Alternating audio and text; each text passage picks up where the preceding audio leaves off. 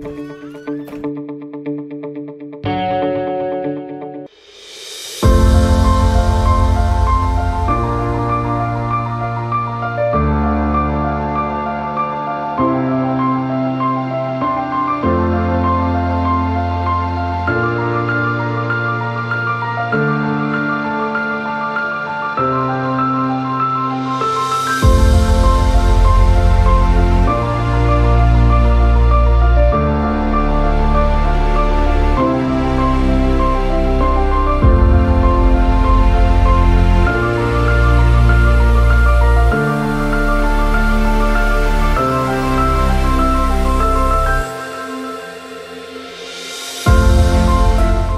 Marocaine m'a raconté une expérience personnelle. Elle prévoyait un voyage en Chine et puisqu'elle ne connaît pas grand-chose à la Chine, elle pensait que les avions en Chine seraient peut-être sales et désordonnés. Alors, lors de l'achat des billets, elle a choisi directement la première classe. Mais lorsqu'elle voyageait entre les villes chinoises, elle était émerveillée par tout ce qu'elle a vu dans l'avion.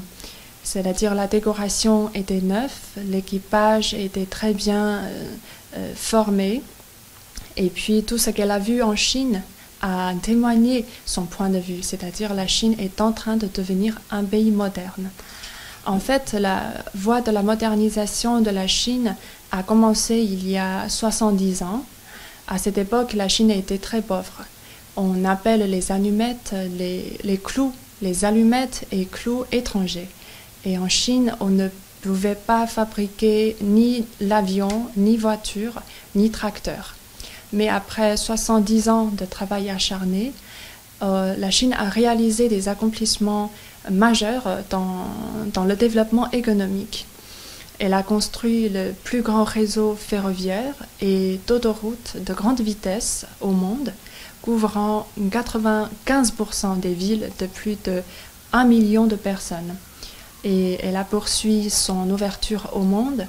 Elle est aujourd'hui le principal partenaire commercial de plus de 120 pays et régions. Et sa contribution moyenne à l'économie mondiale a atteint 38,6% de 2013 à 2021. En plus de ces réalisations économiques, la Chine a également d'autres caractéristiques uniques dans sa voie pour la modernisation. Cette modernisation est une voie socialiste menée par le Parti communiste chinois. Le Parti communiste chinois, comme vous le savez, est un parti qui insiste sur son auto-révolution et qui a toujours comme objectif principal de préserver les intérêts fondamentaux du peuple. C'est pourquoi ce parti a gagné le soutien et l'adhésion du peuple chinois. Lors de sa fondation, le parti comptait un peu plus de 50 membres et aujourd'hui il est devenu le plus grand parti politique au monde avec 91 millions de membres. Et à part cela, la réduction ciblée de la pauvreté est une autre caractéristique de cette voie de la modernisation, c'est-à-dire avec des projets ciblés, avec des personnes pauvres ciblées et des fonds utilisés de manière ciblée. Je vous donne un exemple. Dans la province du Hunan, en Chine, les entreprises privées, les plus de 6000 entreprises privées de cette province ont lié des jumelages avec les plus de 8000 villages chinois et bénéficiant à plus d'1 million de personnes. Oui, et je pense que les expériences de ce village n'est pas unique en Chine. Cette lutte anti-pauvreté a permis à la Chine d'éradiquer la pauvreté absolue en 2021. Donc la voie de la modernisation à la chinoise a beaucoup inspiré les autres pays en développement parce que cette voie a brisé une logique jusqu'alors jugée naturelle, c'est la modernisation, c'est l'occidentalisation. Mais la voie chinoise a montré que nous poursuivons une autre voie différente et à travers cette voie, nous pouvons réaliser de grands exploits.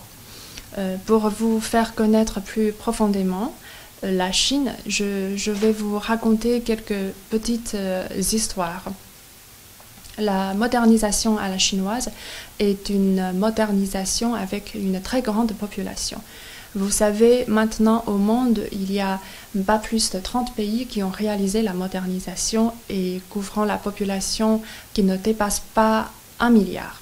Mais la Chine seule compte 1,4 milliard de personnes. Donc la Chine n'a pas d'expérience ou de modèle à directement copier-coller. Elle ne peut faire son propre travail et affronter ses propres défis. Mais la très grande population va causer des défis, mais va aussi apporter des opportunités. Par exemple, l'immense population a engendré les besoins dans toutes les catégories industrielles. Aujourd'hui au monde, la Chine est la seule à avoir toutes les catégories industrielles. Et ensuite, l'immense population va engendrer un énorme besoin de consommation.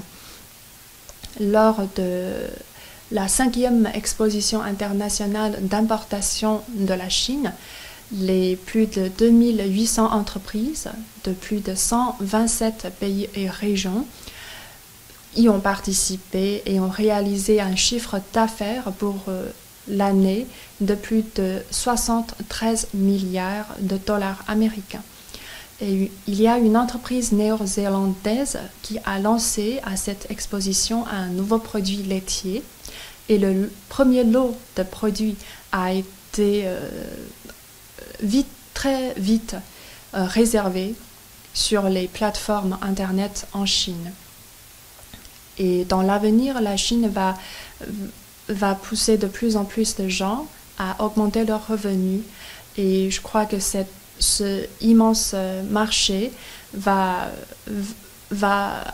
engendrer de plus en plus d'opportunités et va soutenir un développement à long terme de l'économie chinoise. La modernisation à la chinoise prône aussi une prospérité commune pour tous. Vous savez, auparavant, le modèle occidental pour la modernisation est considéré comme une expérience, mais on constate que maintenant dans le monde, il y a des pays qui sont tombés dans des cercles étranges, par exemple le clivage entre les riches et les pauvres. Mais la Chine, depuis son antiquité, prône l'équité entre les riches et les pauvres. Et nous avons promulgué des politiques pour favoriser le développement des régions pauvres. Je vous donne un exemple, c'est un district pauvre dans la province du Zhejiang qui s'appelle Jingning. Ce district est éloigné et la circulation y est totalement bloquée. Les populations là-bas n'ont pas de quoi manger ou s'habiller. Mais grâce à la politique du gouvernement, les habitants de ce district ont commencé la plantation d'un légume qui s'appelle jiaobai. Et puis le district Jingning a pu lier un jumelage avec un autre district qui se développe très bien. Donc cette coopération montagne-mer, c'est-à-dire des villages éloignés avec des villages côtiers qui connaissant un meilleur développement, ont permis aux habitants de ce district pauvre de vendre leurs légumes et d'augmenter leurs revenus. C'est un modèle très répandu actuellement en Chine pour éradiquer la pauvreté absolue. Cette coopération a été beaucoup applaudie par les habitants locaux parce qu'ils ont pu avoir un accès à une vie meilleure. Et la troisième caractéristique de cette modernisation, c'est une modernisation qui prône le développement économique mais aussi spirituel des gens. Et je vais aussi vous raconter de petites histoires pour montrer les opportunités que va apporter cette modernisation au Maroc et à la Chine. Cette modernisation est aussi une modernisation qui prône le développement coordonné de l'économie et aussi de l'environnement. Le secrétaire général du Parti communiste chinois, M. Xi Jinping, a montré une voie à suivre. Il a dit toujours qu'il faut protéger l'environnement tout en développant l'économie. Vous savez, en Chine, dans la province du Hebei, il y a un lieu qui s'appelle Sanhanpa. Autrefois, c'était un terrain vaste et couvrant du sable jaune. Et on disait même qu'il n'y avait pas un arbre pour que les oiseaux vivent. Donc c'est un environnement très dur. Mais pendant plus de 60 ans, les habitants de Sanhanpa ont boisé une superficie de plus de 76 000 hectares, donc tous plantés des arbres. Et génération après génération, les habitants locaux y ont mené une vie monotone pour garder cette richesse et pour transformer une nature sauvage en forêt. Et ils ont construit une grande muraille verte. Donc ils ont montré par leur propre expérience, leur détermination à bien protéger l'environnement. Parce que la Chine pense que désormais il y aurait plus de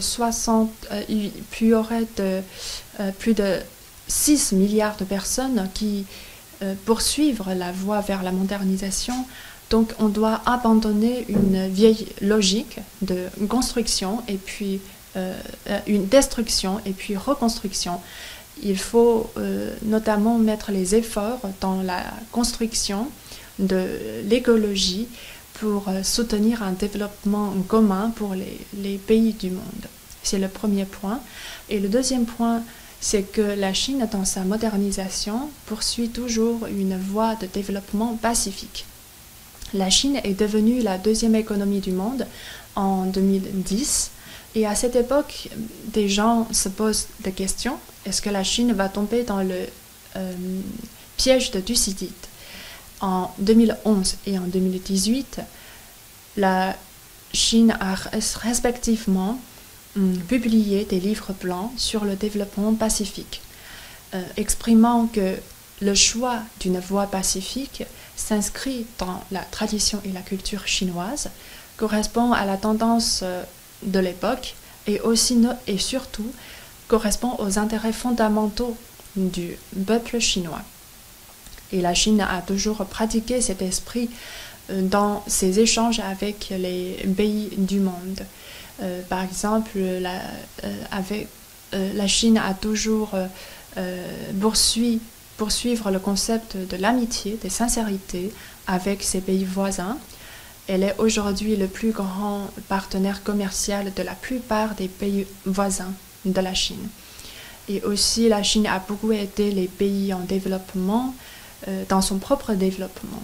Selon une recherche de la Banque mondiale, l'initiative La ceinture et la route, lancée par la Chine, va aider plus de 30 millions de personnes à sortir de la pauvreté dans les pays concernés. Donc la Chine croit que la paix, la coopération sont les tendances irrésistibles de notre époque. Vous savez, grâce à cette modernisation, la Chine a pu réaliser de grands exploits dans le domaine économique, mais les gens poursuivent également une meilleure vie dans la culture, etc. Je vais vous donner des exemples, par exemple des jeunes qui sont interviewés dans la rue ont mentionné le développement des plateformes des vidéos concernant la modernisation chinoise. Ils pensent que le développement de cette filière industrielle leur a permis d'avoir plus d'accès au travail et leur a permis de montrer leurs compétences et d'exploiter leur potentiel. C'est le premier exemple concernant la vie améliorée des gens. Et le deuxième exemple, c'est la danse de place, qui est aussi connue sous le nom de fitness à la chinoise. Il y a beaucoup de gens de retraite, qui pratiquent cette danse après leur repas, notamment dans la soirée. Et pourquoi cette danse est très accueillie par la population? Parce que les gens pensent que en pratiquant ce fitness à la chinoise, ils pourraient avoir un corps sain, une vie meilleure et aussi plus d'amis. C'est-à-dire en plus du logement, de l'habillement, en plus de ces besoins fondamentaux, les gens ont besoin d'une vie meilleure au niveau spirituel, culturel. Et le service public culturel en Chine a été amélioré et la Chine a mis en place le plus grand système d'enseignement supérieur au monde. Et aussi les droits éducatifs des gens ont été bien assurés. C'est pourquoi on dit qu'aujourd'hui, le sentiment de satisfaction, de bonheur et de sécurité des gens ont été bien gardés. قبل ما تخرجوا ما تنسوش تابوناو في لاشين يوتيوب وبارطاجيو الفيديو وديروا جيم وتابعوا الدار على مواقع التواصل الاجتماعي.